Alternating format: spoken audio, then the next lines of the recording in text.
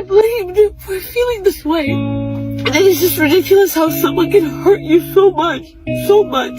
Welcome back, everyone. Today, we're looking at several stories of women who decided to leave their marriages, believing a better future was waiting for them, only to watch their ex-husbands move on much faster than they expected. Every relationship is different, so instead of rushing to judgment, let's explore what really happened and the lessons we can take from each story. So I need to vent, because maybe this will help me. So...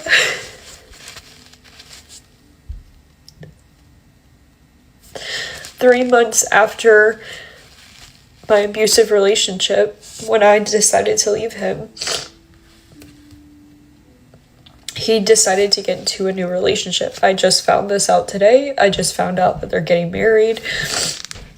But you moved on and got into a new relationship not even 3 months after we broke up. You know what I was doing 3 months after? I was putting myself back together. I was in therapy. I'm still feeling like I need fucking therapy. I'm not okay. This is bringing up so much. So many questions. Is she getting just the good version? Is she not getting abused? Why did I fucking deserve that? I was in therapy for over a year. Probably need to go back. I had to do EMDR therapy to calm down my nightmares, to help me feel better, to stop the fucking spiraling and blaming myself, because that's what the abuse does. It convinces you it's your fault and you deserve to be treated like that. I don't know, this is all over the place, but I don't know.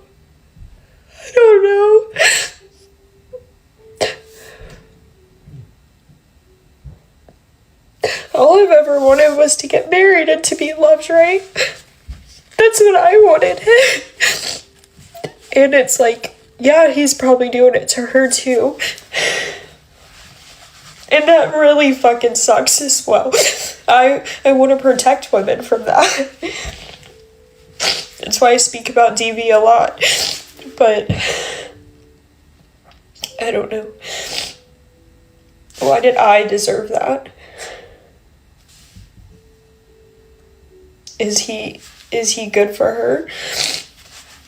And he was just like that with me.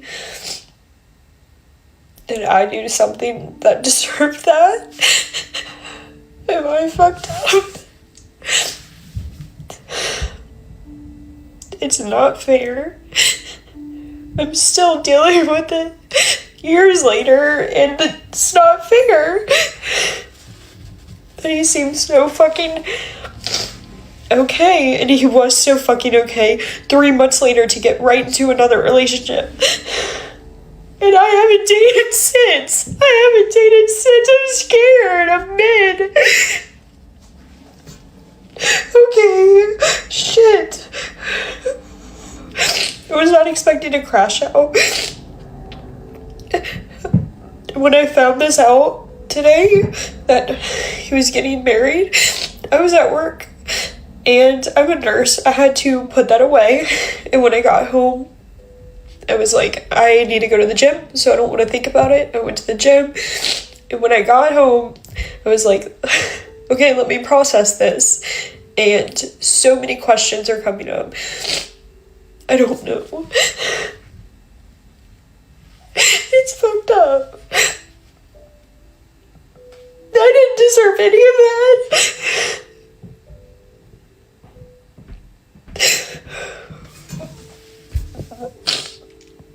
I don't have anything positive to say right now.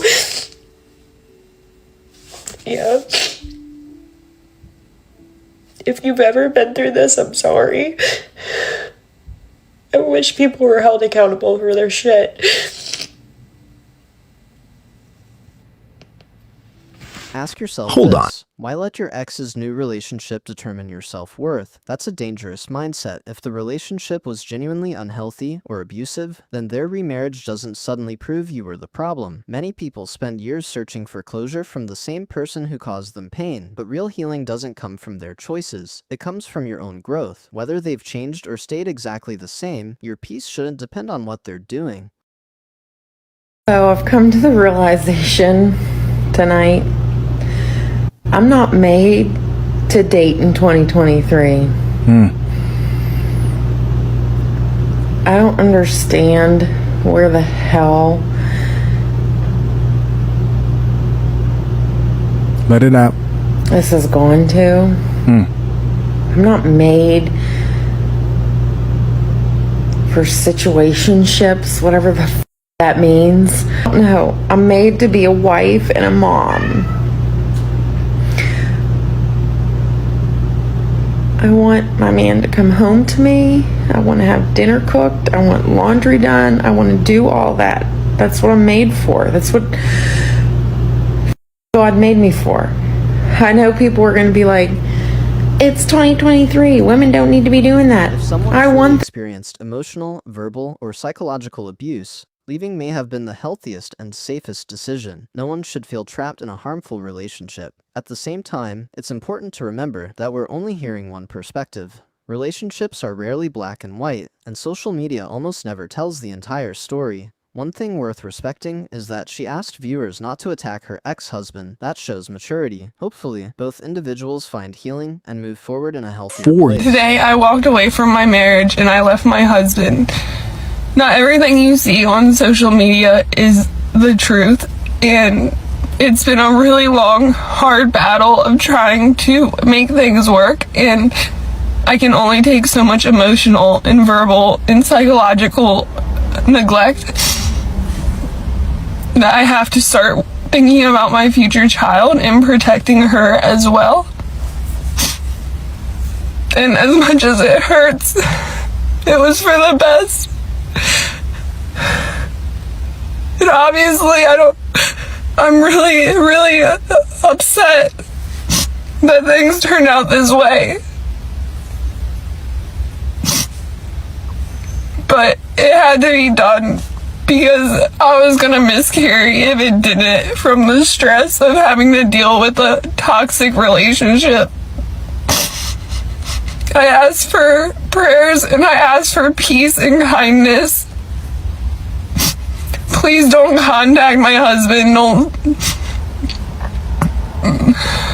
Don't ask any questions that I'm not ready to answer. I just need peace and love right now as I go back to my single mom by choice, not by choice journey.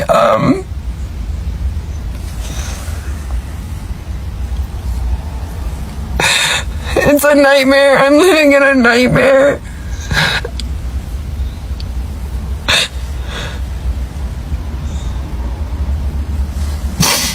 So please, I just wanted to give an update, and that's what's been going on, and just please be kind and supportive, and please pray, because I'm obviously hurting so bad right now. This was not an easy decision, and it's not something I wanted to do, but it needed to happen. So please just pray for me and for baby Hannah. Financial First, disagreements are one of the biggest reasons marriages struggle. Sometimes one partner feels shut out of important decisions while the other believes they're simply managing responsibilities. The truth is, every couple handles money differently. Without seeing the complete financial picture, it's impossible to know exactly what happened. That's why it's risky to label one person as entirely right or wrong after watching only a short online clip. Money often exposes problems that have been building beneath the surface for years. Doesn't allow me access to our financial documents. I have no idea the amount of money coming in or going out at any given time. I don't have access to our investment information or savings information. Don't get to make decisions about our finances, and that's not acceptable. This is a form of control, and I am going to call it for what it is. It's abuse. It's financial abuse. This is very common for many women in my situation. And yes, I'm sure it does happen to men too. Now that we are going to be getting a divorce, I have asked my husband yet again, over and over for the last 6 months, to provide me the documents that I need to understand our finances. And he refuses. And since he gets to decide the amount of money that gets put into our checking or savings account, I don't have access to retain a lawyer currently. But why I'm talking about it is because this happens to many women, and there are so many more women who are in worse positions than me. If you are in this situation, I want you to know that you are not alone. There are many of us, and I assume there will be women who will share their stories in the comments. And if you've been through this, please share what helped you navigate this. And out of respect, I do ask that you be kind in the comments section, because talking about abuse of any form is not easy. This is the part of divorce that social media often leaves out. People celebrate independence and starting over, but they rarely talk about the loneliness that can follow. Having supportive friends and family is valuable, but it's not always the same as sharing life and raising a child with a committed partner. Admitting that reality isn't weakness, it's honesty. Sometimes the hardest part isn't leaving, it's adjusting to the life that comes afterward. This is the moment when reality truly sinks in. She says she feels replaceable, but the truth is that every one of us can be replaced in certain roles. A career, household duties, or even financial contributions can eventually be filled by someone else. What truly stands out over time are qualities like loyalty, integrity, kindness, and the way you make the people around you feel. Those are the things that leave a lasting impact. I still get hit with the grief and the loneliness of it all. Then another family comes, and it's a mom, a dad, and a son his age. And they're all three playing together, and the kid says something funny, and they both laugh and look at each other and like talk about it. And I literally had to leave the park because I started sobbing. It feels really heavy and really overwhelming still. And sometimes I just feel really tired. I'm a single mom of a 2.5-year-old. I've been split up from my ex for about 10 months now. I still get hit hard sometimes with the grief and the loneliness of it all. Like, I took him to the park and we were playing alone for a long time, and he was saying cute things, funny things, and I was texting my mom and my sister and, you know, telling them what he said. And then another family comes, and it's a mom, a dad, and a son his age. And they're all three playing together, and the kid says something funny, and they both laugh and look at each other and like talk about it. And I literally had to leave the park because I started sobbing, because I grieve that life so hard. You can have all the support in the world, you can have the best parents, the best family, but nothing replaces that relationship you have with a spouse and your kid. And sometimes it just feels so overwhelming that it still feels so heavy.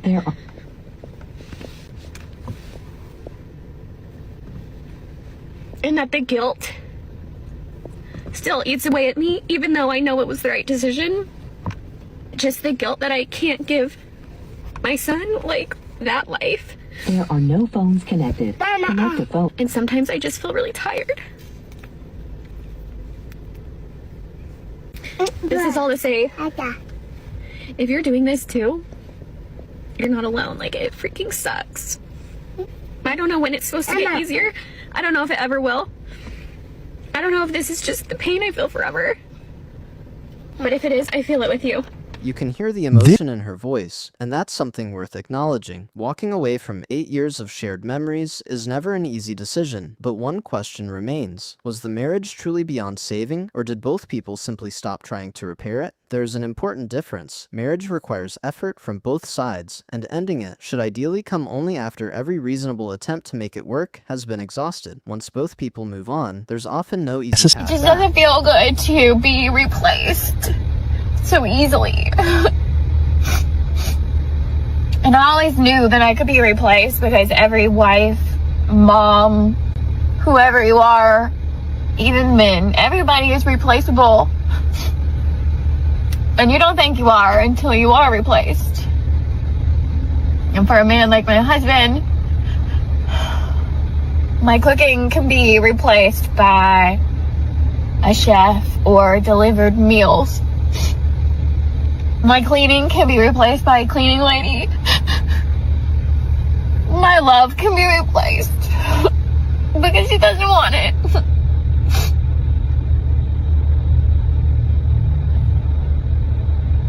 Well, how do you do it? How do you keep it together in front of your kids? And pretend like you're not falling apart. And like your life is not over. So if you have any advice, I'll take it.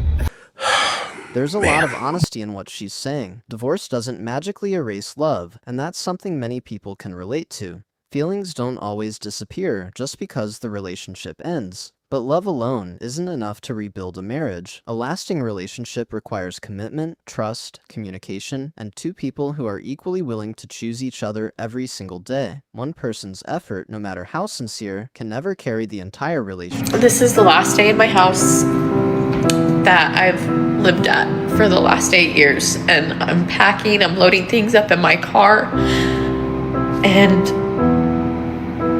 I'm just feeling everything. I'm documenting everything and sharing with you guys how hard it is, but it can be done. It can be done. If you're in a similar situation of wanting to end a relationship or marriage, it's going to be very, very hard, but it is possible. I move out officially tomorrow, but I've just been in here in the house while no one else is here. And I just have all these memories running through my head. And it just sucks. It just sucks right now. You can feel the emotion in this.